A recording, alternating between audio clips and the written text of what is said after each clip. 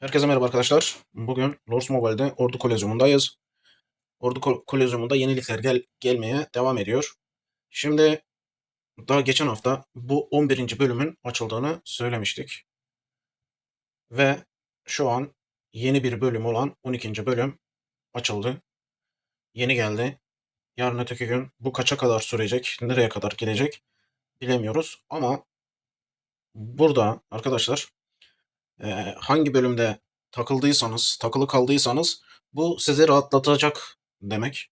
Böyle yeniliklerin buraya gelmesi sizleri daha da rahatlatacak. Bir sonraki bölüme geçmenizi sağlayacak. Çünkü takılıp kaldığınız yerdeki güçlü oyuncular illaki bir sonraki bölüme sıçrayacaklar. Size de bulunduğunuz yerde daha iyi fırsat gelecek. Siz de aynı şekilde bir sonraki bölüme ilerleyeceksiniz. Şimdi 11. bölümdeyken mesela 10. bölümden 11'e aktarılanlar 10. bölümü boş bıraktılar. Çoğu mesela geri düşme olasılığı olmayan oyuncular. Şimdi ilerledikçe şu an 11. bölümü mesela düşünün, çok çok güçlü rakipler var kendi aralarında. Bunlar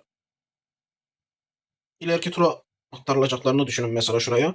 Yavaş yavaş peşindekiler güç dengesi aşağı doğru kayıyor. Ona göre sizin bulunduğunuz bölümde aynı durumda bir yerlerde takılı kaldıysanız illaki bu durum yarın öteki gün zamanla ilerlemenizi sağlayacak. Bir sonraki bölüme geçmenizi sağlayacak. 12. bölümde bak 11'de 70 nişan verirken 12. bölümde 75 nişan veriyor. 5 nişan fazla. Şimdi 3-5'e bakmayın arkadaşlar. Buradan ne toplarsanız size kar. Bir de bunun öteki gümüş nişanı var. Onda da ayrıyeten topluyorsunuz her gün. Öyle 3'tür 5'tir diye hesaplarsanız olmaz. Kim ne kadar çok toplarsa o kadar daha çok hediye alır. Burada Ordu Kolezyumu'nun ödüllerinden, hediyelerinden alma imkanı daha çok olur. Ki orada daha çok şimdi güçlü kaleler orayı baz alacaktır ama ödüllerinde işte ordu saldırı desteği, Ordu Kolezyumu için, Ordu CP desteği falan arttırılan bölümler işte bunlarla alakalı. 3-5 nişan demeden bunları toplamaları gerekiyor. Evet. Şimdi artık Kolezyum geleli yine bir bayağı oldu.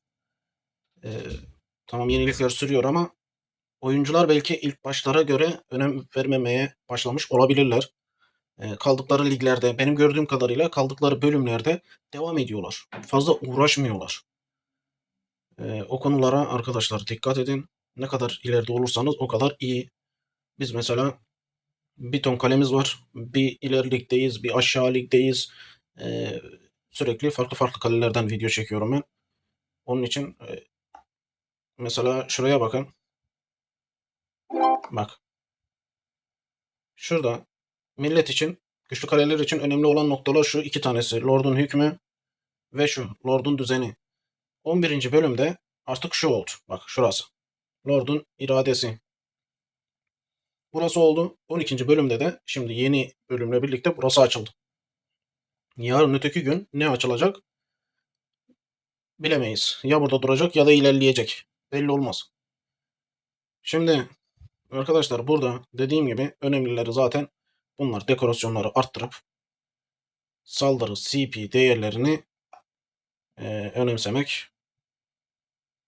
Sonrasında diğer ödülleri almak. Aklını kullanın. Buradaki malzemeleri harcamayıp şimdi tüm oyunculara hitap ediyoruz ama atıyorum çok güçlü oyuncular ya da örnek ben mesela burada ne yaparım diye sorarsanız e, dekorasyonları bitiririm. Bunları biriktirmeye devam ederim. Yarın öteki gün bir şey gelirse örnek tutar. Ona basabilirim. Ondan alabilirim. Biriktiririm. Geldiği anda açıldığında direkt tak diye hepsini alır geçerim.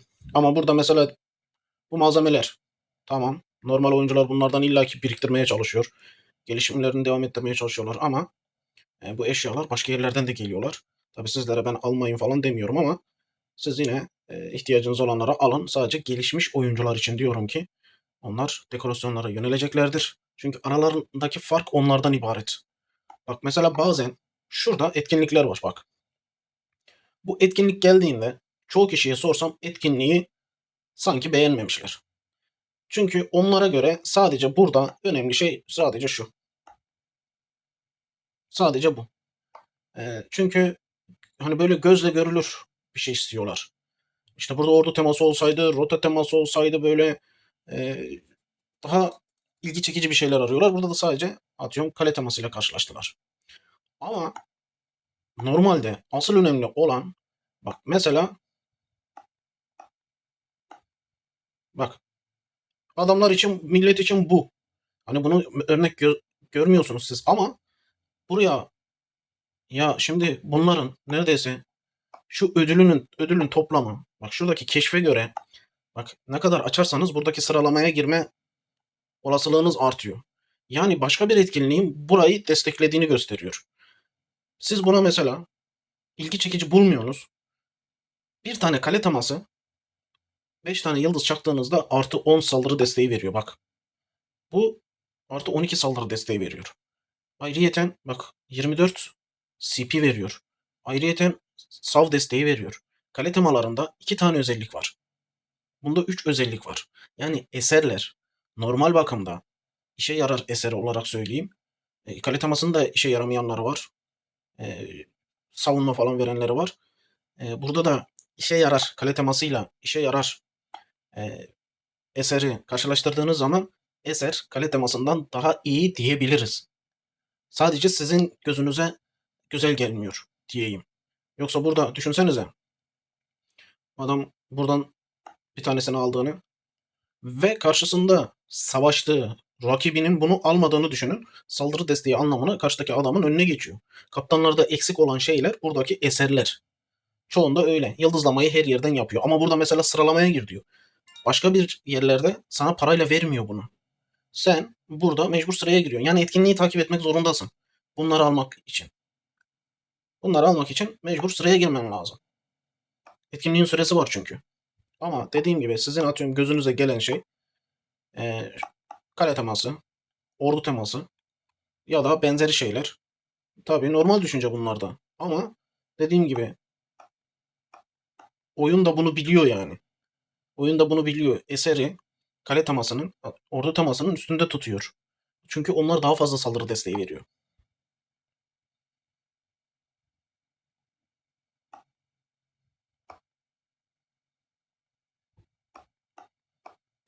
Evet. Şimdi arkadaşlar şunu ekleme yapayım. Fazla videoyu uzatmayacağım. Dediğim gibi ordu temasını gösterdim. Buradan bir iki bir şey bahsettik. Şimdi ordu keşif efsunlu keşif muhabbetine bir değineyim. Şimdi günlük ücretsiz bir tane alıyorsunuz. Şurada bakın şurada aslında pakete götürülen bir yer var. Bu bende kalktı. 10 günlük bir süresi vardı bunun etkinliğin. Oradaki pakette 6 kez alınabiliyor bu paket. Ama alındıktan sonra paket 3 gündür atıyorum yenilenmiyor. Yani orada kaldı. Ondan sonra herhalde burayı size zorunlu tutuyor. Eğer ki paket satın alıyorsanız burayı zorunlu tutuyor. Orada atıyorum bir tane paket vardı. Onun altında da 6 tane yazıyordu. 6 tane alınabiliyor diye. Ben mesela şey düşündüm. Dedim ki yarın öteki gün tekrar yenilenir illa ki o paket dedim. 3 gündür yenilendiğini görmüyorum.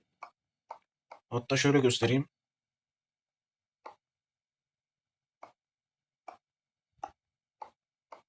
Şöyle arkadaşlar. Yani o paketin yenilendiğini görmüyorum. Keşke yenilense. Normalde o paket daha mantıklı. 20 tane veriyordu örnek. Bu sana mesela 10 tane veriyor. Böyle arkadaşlar bakalım biz de neler yapacağız etkinliklerde. Durumumuz nasıl olacak? Siz de yorumlara yazın arkadaşlar. Ne durumdasınız? Ordu Kolezyumu hakkında ne düşünüyorsunuz? Kaçıncı bölümdesiniz? Bir yerde takılı kaldınız mı?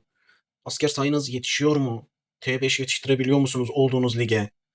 Ya da Ordu Kolezyumu ile ilgili şu an konu oradan başladığı için onunla ilgili çekmemi istediğiniz video var mı? Şu konuya da değin dediğiniz video var mı? Buradaki etkinlikle alakalı ayrıyeten sormak istediğiniz bir soru varsa arkadaşlar sorabilirsiniz. Benden bugünlük bu kadar. Kendinize iyi bakın. Sağlıcakla kalın. Videodan çıkmadan önce videoyu beğenmeyi, kanala abone olmayı unutmayın. Görüşmek üzere.